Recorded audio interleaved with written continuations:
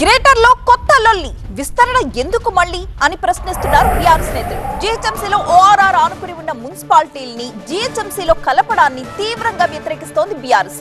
ప్రతిపాదనను వెనక్కి తీసుకోకపోతే ఉద్యమం తప్పదంటూ హెచ్చరిస్తోంది.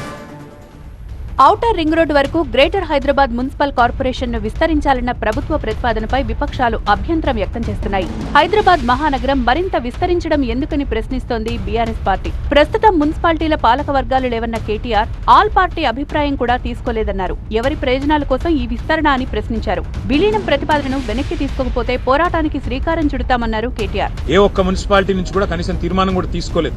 పోనీ మున్సిపాలిటీలు కొలువు తీరి లేవు కాబట్టి పోనీ ప్రజలతో అభిప్రాయం సేకరించినరా ప్రత్యక్షంగా అంటే ప్రజల అభిప్రాయం తీసుకోలేదు. పోనీ అఖిల పక్షం పెట్టి ఆల్ పార్టీ అభిప్రాయం తీసుకున్నారా? అది చేయలేదు. పోనీ శాసనసభ పెట్టి శాసనసభ్యుల అభిప్రాయం తీసుకున్నారా? అది చేయలేదు. మరి ఎవరి ప్రయోజనాల కోసం, ఎవరి ఎజెండా కోసం, ఎవరి శాశ్వత దీర్ఘకాలిక మరి ఆలోచనల కోసం ఈ ప్రభుత్వం పనిచేస్తున్నదో మాకైతే తెలియదు. ఏ కారణం చేత ఈ ప్రతిపాదన ఇచ్చారు కూడా తెలియదు. బహుశా నేను అనుకోవడం అయితే కేవలం కొంతమంది రియల్ ఎస్టేట్ వ్యాపారులు, దళారులు వారి ప్రయోజనాల కోసం మాత్రమే ఈ ప్రభుత్వం పనిచేస్తున్నదనేది స్పష్టంగా కనబడతా ఉంది. వెంటనే ఈ ప్రతిపాదన వెనక్కి తీసుకోవాలి, లేకపోతే ఖచ్చితంగా ఒక పెద్ద పోరాటానికి శ్రీకారం చుడతామని చెప్పి కూడా ఈ ప్రభుత్వాన్ని చేస్తారు. ప్రభుత్వ నిర్ణయం ప్రజా వ్యతిరేకం అంటున్నారు గ్రేటర్ హైదరాబాద్ ఎమ్మెల్యేలు. హడావుడినిగా ఆదరబాదరగా గందరగోళంగా నిన్న క్యాబినెట్ నిర్ణయం తీసుకుంది 27 మున్సిపాలిటీలను విలీనం చేస్తూ అని చెప్పేసి ప్రకటించింది. మరి ఎవరి దగ్గర ఎవరి ప్రజాభిప్రాయ సేకరణ చేసినారు?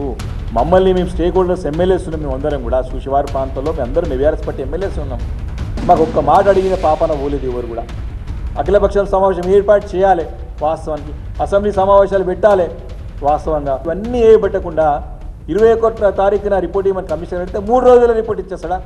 ఇప్పటికే ప్రభుత్వ నిర్ణయాన్ని బీజేపీ, ఎంఐఎం పార్టీలు తీవ్రంగా వ్యతిరేకిస్తున్నాయి.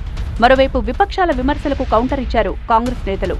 ప్రతి నిర్ణయాన్ని రాద్ధాంతం చేయడం తగదన్నారు. మొన్న కేసీఆర్ ఉన్నప్పుడు కూడా కొన్ని కలిపిరు కదా.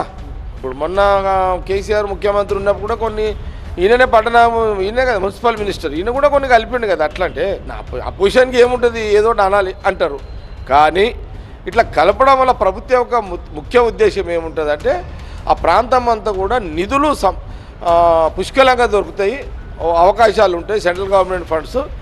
ప్రజా ప్రయోజనాల కోసమే ఆ మున్సిపాలిటీలు, కార్పొరేషన్లను గ్రేటర్లో విలీనం చేస్తున్నామంటోంది ప్రభుత్వం.